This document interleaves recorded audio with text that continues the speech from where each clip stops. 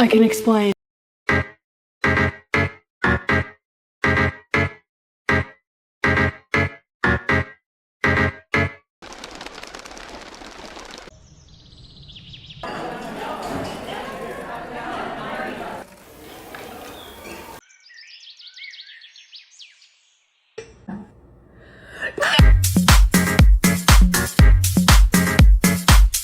Overconsumption. What is that? What could you possibly overconsume? And can you really overconsume something?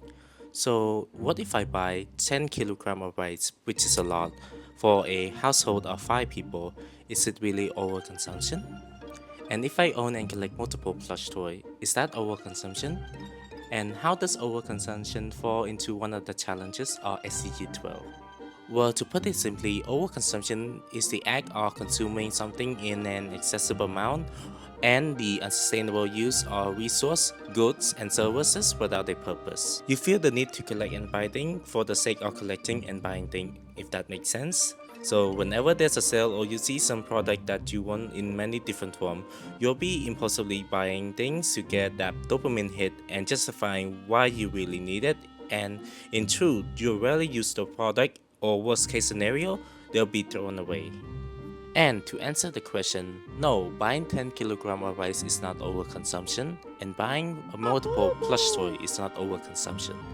But it does fall into overconsumption when those 10 kilogram of rice that you bought is not stored properly because you didn't have any more storage and it ended up spoiling, and those multiple plush toy that you bought mindlessly ended up in the landfill. So that's where we want to draw the line that whatever you're purchasing serve a purpose and is useful.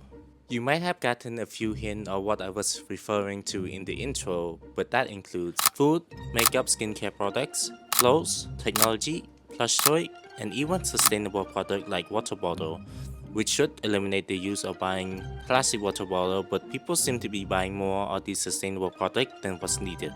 Fast fashion need no introduction. A lot of them are unsustainable and not responsible in their production.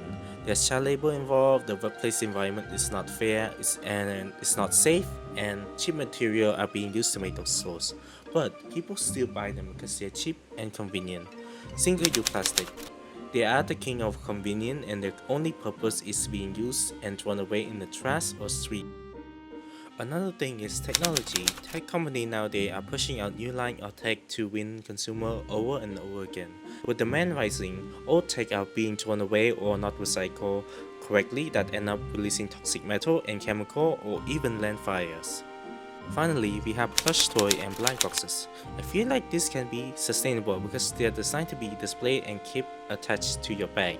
But it gets to a point where people are buying these mindlessly for the sake of collecting or finding rare and exclusive variant. When people don't know what to do with the rest, they're again forgotten and being thrown away.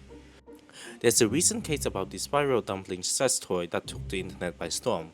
One side just wanted one or two, but another side started to mass buying the dumpling in order to get a glitter dumpling, which is a rare variant of the dumpling toy that can show up from 1 to 100 blind boxes.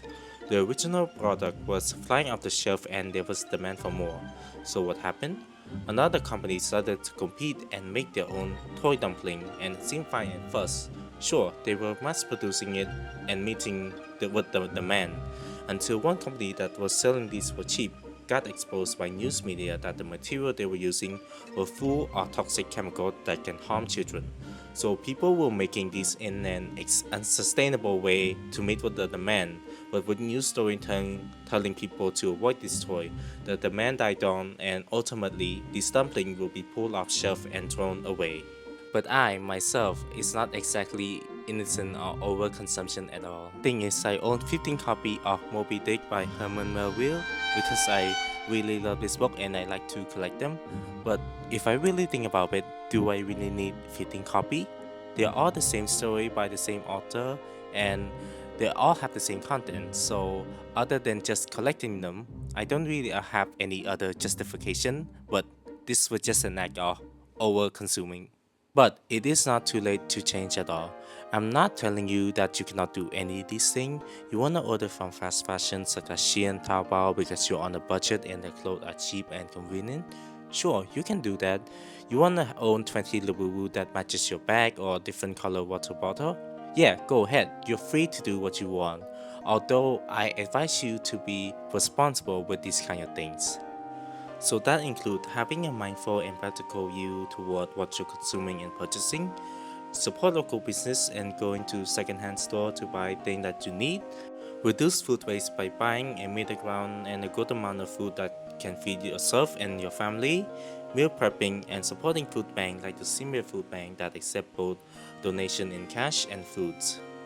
And finally, we have the 3R, which is reduce, reuse, and recycle. You're able to reduce things that's taking space in a sustainable way, like donating or giving it away to a new home. Reuse, in a way that item that has served its purpose can be reused in other way to meet with your needs. And recycle, which is taking certain thing away that can be recycled properly to make something new or broken down to new material.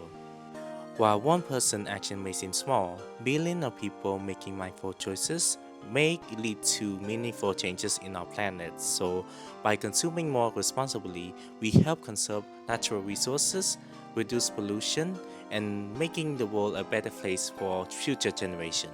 If we want to make progress toward SDG 12, we can't always depend on convenient and impulsive buying.